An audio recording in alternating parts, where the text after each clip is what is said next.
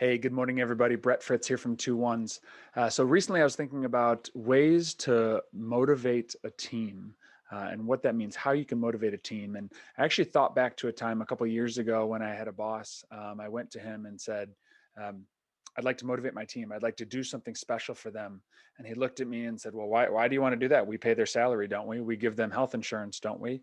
What else why else do they need to be motivated to come into work every day? And I just thought that was such an opposite and wrong way to go about things. So, what are some ways you can motivate your teams today, especially in this COVID era when everyone's, for the most part, still working from home and being remote? So I thought about three different ways to pass that motivation on. So one way is to provide non-monetary gifts.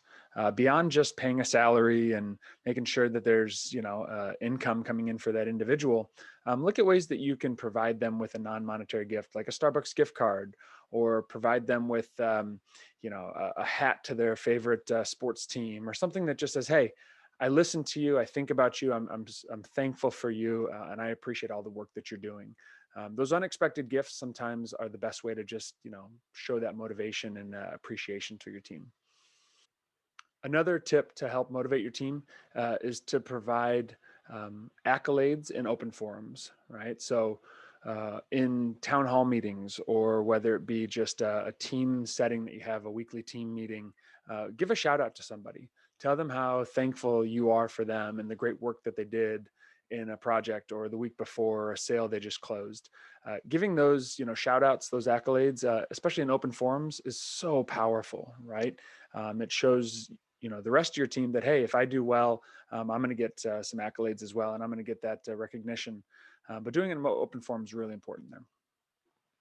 All right, tip number three to help with motivation is to give your team a voice. Help them understand that you value their opinions in the decision-making process.